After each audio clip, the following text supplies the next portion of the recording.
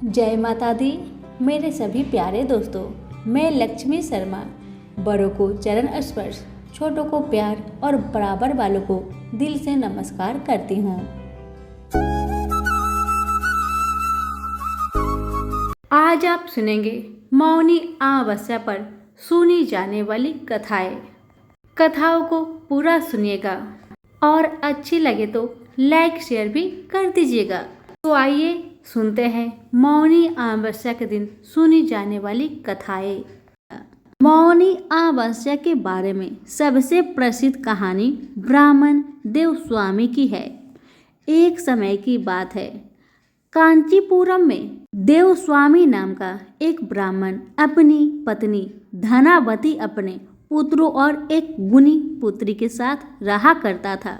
उनके सभी बेटों की शादी हो चुकी थी। उनकी एक अविवाहित बेटी थी जो शादी के लायक थी, इसलिए उन्होंने अपनी बेटी के लिए एक उपयुक्त वर की तलाश शुरू कर दिया। इसके अलावा उन्होंने अपने सबसे बड़े बेटे को अपनी बेटी की कुंडली के साथ शहर में एक उपयुक्त वर खोजने के लिए भेजा। उसके बेटे ने एक विशेषज्ञ ज्योतिषी को अपनी बहन की कुंडली दिखाई। उन्होंने भविष्यवाणी की कि शादी के बाद लड़की विधवा हो जाएगी। जब देवस्वामी ने अपनी बेटी के भाग्य के बारे में सुना तो वह बहुत चिंतित हो गए और उन्होंने ज्योतिषी से उपाय पूछा। ज्योतिषी ने सिंघल द्वीप की धोबी सोमा से विशेष पूजा करने का अनुरोध करने का सुझाव दिया। उन्होंने कहा, यदि महिला आपके घर पर पूजा संपन्न करने के लिए सहमत हो जाती है तो आपकी बेटी का कुंडली दोष दूर हो जाएगा। देवस्वामी समुद्र पार करके सोमा के घर गए। जब वह सोमा के घर गए तब वह बहुत थक गए थे और उन्हें काफी जोरों की भूख और प्यास भी लगी हुई थी। तो उन्होंने सोचा, बरगद के पेड़ के नीचे जाकर थोड़ा आराम कर लिया जाए। जिस पेड़ के नीचे देवस्वामी आराम कर रहे थे, उसी पेड़ पर गिद्धों का एक परिवार रहता था। गिद्ध ने देवस्वामी से अपनी समस्या और पूरी कहानी पूछी। नतीजनक गिद्ध ने उसे पूरी यात्रा में मार्गदर्शन करके सोमा के घर तक पहुंचने में मदद करने का आश्वासन दिया। देवस्वामी सोमा को अपने घर ले आए और उसे सभी रीति रिवाजों के साथ पूजा करने के लिए कहा। सोमा ने नियम पूर्वक पूजन किया और पूजन के बाद उनकी पुत्री गुणावती ने योग वर से विवाह किया। इसके बावजूद उनके पति की मौत हो गई। सोमा ने एक दयालु महिला होने के नाते गुणवती को अपने अच्छे कर्मों का दान दिया। सोमा के दान के फलस्वरूप उसके पति का जीवन वापस मिल गया और सोमा सिंघल द्वीप लौट आई। जैसे ही उसने गुणवती को अपने सभी पुण्य कर्मों का दान किया, उसके पति, उसके बेटे और उसके दामाद की मृत्यु हो गई। सोमा गहरे दुख से गुजरी। फिर भी सोमा ने अपनी हिम्मत नहीं हारी। वह नदी के किनारे एक पीपल के पेड़ के नीचे बैठकर भगवान श्री हरि विष्णु की पूजा करने लगी। उन्होंने पीपल के पेड़ की 108 बार परिक्रमा की। उसकी सच्ची पूजा से प्रसन्न होकर श्री हरि भगवान विष्णु ने उसके पति, पुत्र और दामाद को वापस जीवन दान दे दिए और तभी से मौनी अमावस्या का व्रत रखा जाने लगा। सभी मिलकर बोले, विष्णु भगवान की जय हो। अब आइए जानते हैं कि मौनी अमावस्या पर क्या दान करें। शास्त्रों के अनुसार मौनी अमावस्या के दिन पवित्र नदी में स्नान करें। यह पुण्य परिणामों को गुना करता है। इस दिन का धार्मिक महत्व अधिक होता है। मौनी अमावस्या के दिन पवित्र नदी में स्नान, जल त्याग कर अपने पूर्वजों के नाम पर दान करने से पितरों को शांति मिलती है। मौनी अमावस्या के दिन व्रत करने वाले का धन, वस्त्र, गाय, भूमि, सोना, अनाज, तिल और अन्य प्रिय वस्तुओं को दान करना चाहिए। अब मौनी अमावस्या पर सुनिए गंगा मैया की कथा। ऋषि विश्वामित्र ने इस प्रकार कथा सुनाना आरंभ किया। पर्वतराज हिमालय की अत्यंत रूपवती, लावण्यमयी एवं सर्वगुण संपन्न दो कन्याएं थी।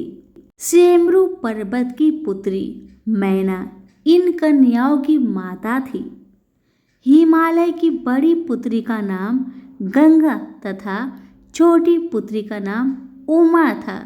गंगा अत्यंत प्रभावशाली और असाधारण देवी गुणों से संपन्न थी।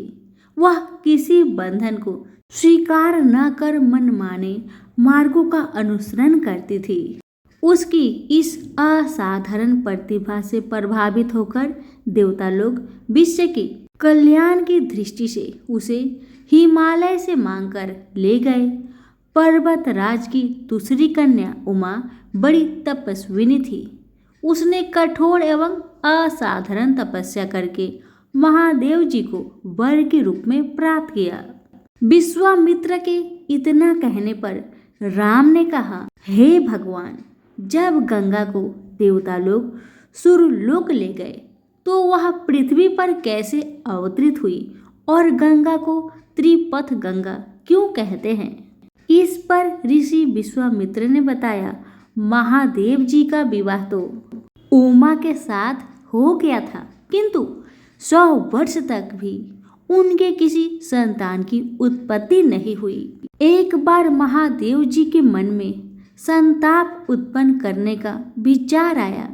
जब उनके इस विचार की सूचना ब्रह्मा जी सहित देवताओं को मिली तो वे विचार करने लगे कि शिव जी के संतान के तेज को कौन संभाल सकेगा। उन्होंने अपनी इस शंका को शिव जी के सम्मुख प्रस्तुत किया। उनके कहने पर अग्नि ने यह भार ग्रहण किया और परिमाण स्वरूप अग्नि के समान महान तेजस्वी स्वामी कार्तिकेय का जन्म हुआ। देवताओं के इस षड्यंत्र से उमा के संतान होने में बाधा पड़ी तो उन्होंने क्रोध होकर देवताओं को श्राप दिया कि भविष्य में वे कभी पिता नहीं बन सकेंगे। इस बीच सुरलोक में विचरण करती हुई गंगा से उमा की भेंट हुई। गंगा ने उमा से कहा कि मुझे सुरलोक में विचरण करते हुए बहुत दिन हो गए हैं। मेरी इच्छा है कि मैं अपनी मातृभूमि पृथ्वी पर विचरण करूं। उमा ने कहा, गंगा आश्वासन दिया कि वे इसके लिए कोई प्रबंध करने का प्रयत्न करेगी। वत्स राम, तुम्हारी ही अयोध्यापुरी में सागर नाम के एक राजा थे। उनके कोई पुत्र नहीं था। सागर की पटरानी केसनी विदर्भ प्रांत के राजा की पुत्री थी। केसिनी सुंदर, धर्मात्मा और सत्यपरायण थी। सागर की दूसरी रानी का नाम सुमति थी, जो राजा अरिष्ट नेमि की कन्या थी। दोनों रानियों को लेकर महाराज सागर हिमालय के भृगु प्रसवन नामक प्रांत में जाकर पुत्र प्राप्ति के लिए तपस्या करने लगे। उनकी तपस्या से प्रसन्न होकर भृगु ने उन्हें वर दिया कि तुम्हें बहुत से पुत्रों की प्राप्ति होगी।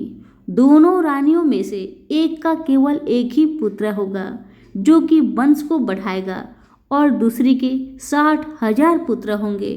कौन सी रानी कितने पुत्र चाहती है, इसका निर्णय वे स्वयं वापस में मिलकर कर ले।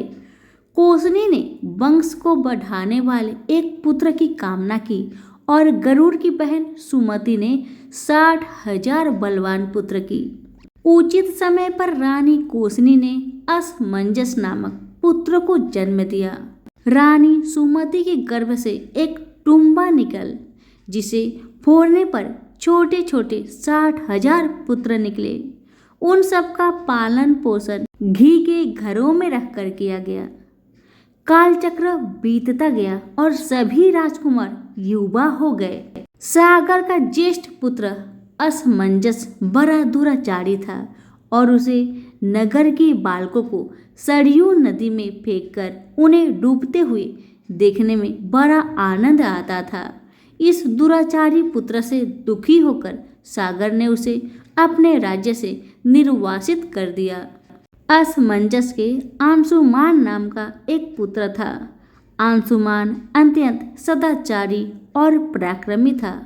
एक दिन राजा सागर के मन में अश्वमेध यज्ञ करवाने का विचार आया। शीघ्र ही उन्होंने अपने इस विचार को कार्य रूप में परिवर्तित कर दिया।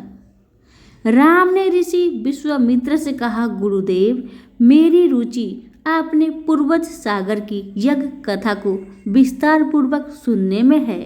अतः कृपा करके इस वृत्तांत को पूरा पूरा सुनाइए।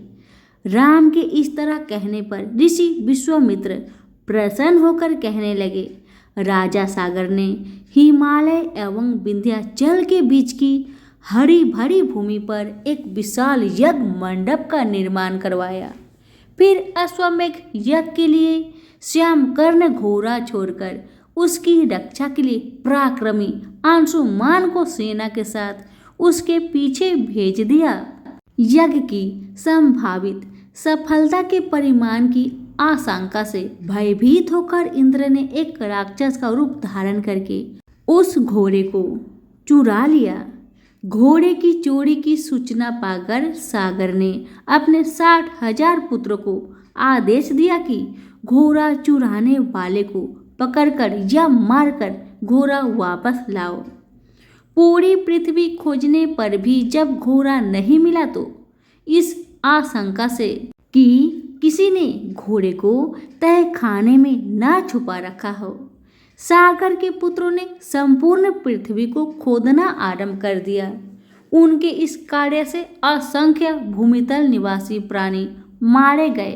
खोदते खोदते वे पाताल तक जा पहुंचे। उनके इस निःसंग कृत्य की देवताओं ने ब्रह्मा जी से शिकायत की तो ब्रह्मा जी ने कहा कि ये राजकुमार क्रोध एवं मद में अंधे होकर ऐसा कर रहे हैं। पृथ्वी की रक्षा का दायित्व कपिल पर है, इसलिए वे इस विषय में कुछ न कुछ अवश्य ही करेंगे। पूरी पृथ्वी को खोदने के बाद भी जब घोड़ा और उसको चुराने वाला चोर नहीं मिला तो निराश होकर राजकुमारों ने इसकी सूचना अपने पिता को दे दी। रुष्ट होकर सागर ने आदेश दिया कि घोड़े को पाताल में जाकर ढूंढो। पाताल में घोड़े को खोजते खोजते वे सनातन वासुदेव कपिल के आश्रम में जा पहुंचे। उन्होंने देखा कपिल देव आंखें बंद किए बैठे हैं और उन्हीं के पास यज्ञ का वह घोड़ा बंधा हुआ है। उन्होंने कपिल मुनि को घोड़े का चोर समझकर उनके लिए अनेक दुर्वचन कहे और उन्हें मारने के लिए दौड़े। सागर के इन कुकृत्यों से कपिल मुनि की समाधि भंग हो गई। उन्होंने क्रोध होकर सागर के उन सब पुत्रों को भस्म कर दिया।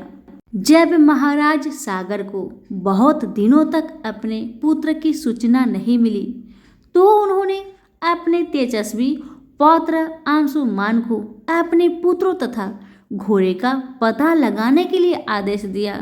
वीर अंशुमान शस्त्रों से सुसज्जित होकर उसी मार्ग से पाताल की ओर चल पड़ा जिसे उसके चाचाओं ने बनाया था। मार्ग में जो भी पूजनीय ऋषि मुनि मिले उनका यथोचित सम्मान करके अपने लक्ष्य के विषय में पूछता हुआ उस स्थान तक पहुंच गया जहां पर उसके चाचाओं के भस्मीभूत शरीरों की राख पड़ी थी और पासी यज्ञ का घोड़ा जल रहा था। अपने चाचाओं के भस्मीभूत शरीर को देखकर उसे बहुत दुख हुआ। उसने उनका तर्पण करने के लिए जलाशय की खोज की किंतु उसे कहीं जलाशय दिखाई नहीं पड़ा। तभी उसकी दृष्टि अपने चाचाओं के मामा गरुड़ पर पड़ी। उन्हें सादर प्रणाम करके अंशुमान ने पूछा कि बाबा जी, मैं इनका तर्पण करना चाहता हूँ। पास में यदि कोई सरोवर हो तो कृपा करके उसका पता बताइए।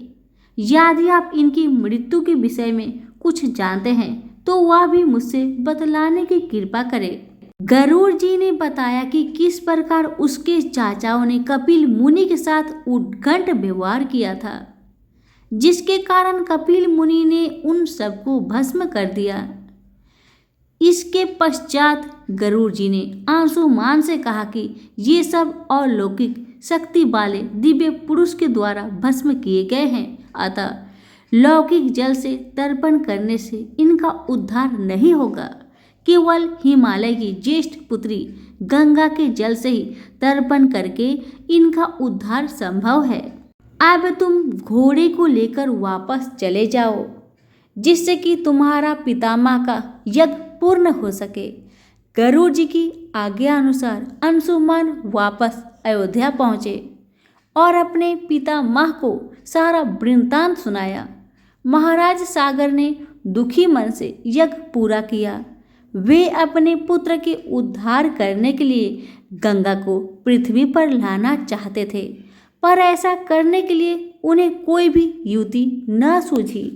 थोड़ा रुककर विश्वामित्र ने कहा, महाराज, सागर के देहांत के पश्चात अंशुमान बड़ी न्यायप्रियता के साथ शासन करने लगा।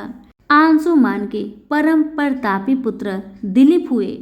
दिलीप की व्यवसाय हो जाने पर अंशुमान दिलीप को राज्य का भार सौंपकर हिमालय की कंदराओं में जाकर गंगा को प्रसन्न करने के लिए तपस्या करने लगे, किंतु उन्हें सफलता प्राप्त नहीं हो पाई।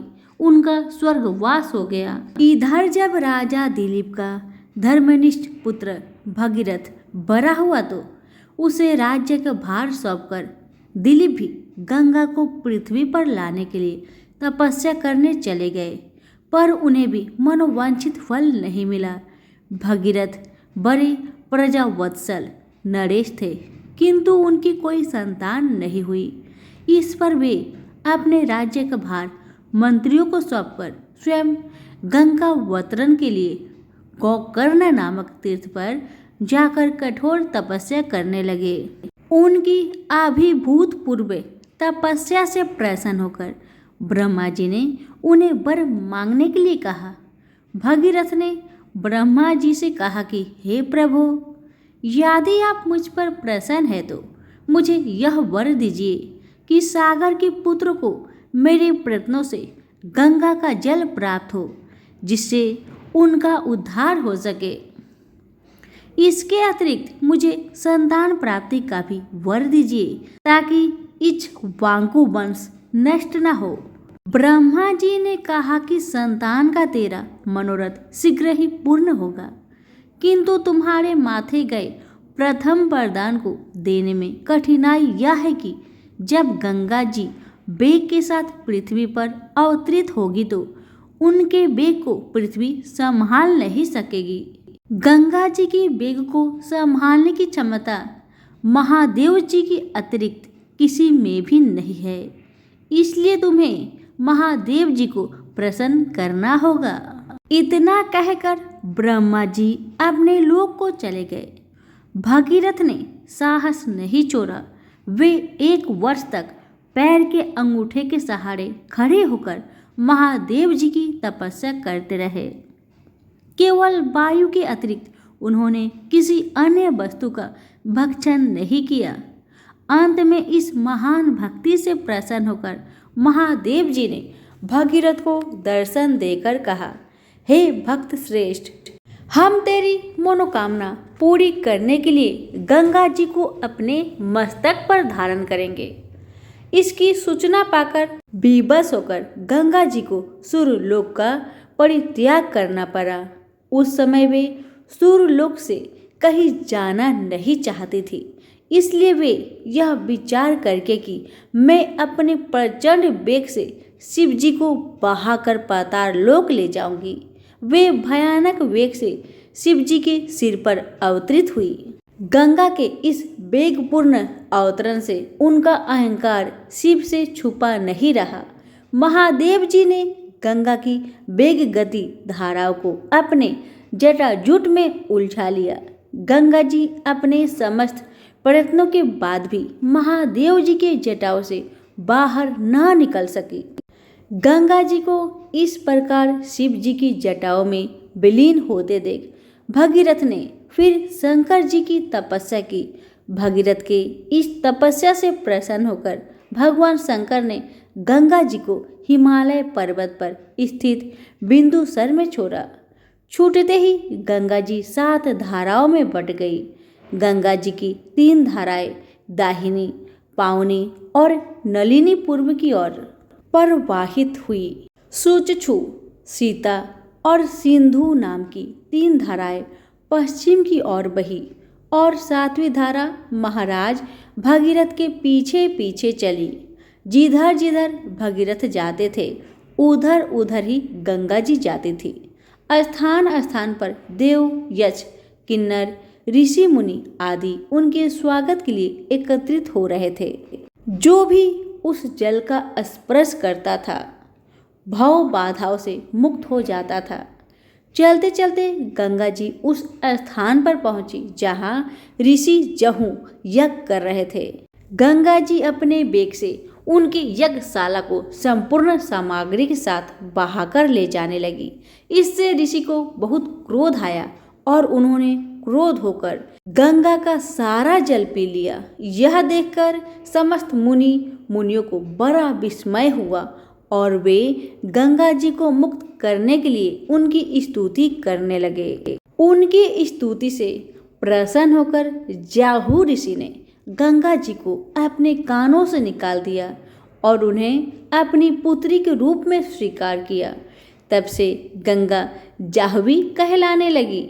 इसके पश्चात वे भागीरथ के पीछे पीछे चलते चलते समुद्र तक पहुंच गई और वहां से सागर के पुत्रों का उद्धार करने के लिए रसातल में चली गई। उनके जल के स्पर्श से भस्मीभूत हुए सागर के पुत्र निष्पाप होकर स्वर्ग गए। उस दिन से गंगा के 3 नाम हुए, त्रिपथ गंगा, जाह्नवी और भागीरथी। सभी प्रेम से बोलिए गंगा मैया की जय हो। कथा अच्छी लगे तो लाइक शेयर करना बिल्कुल ना भूले। आप सभी का बहुत बहुत धन्यवाद।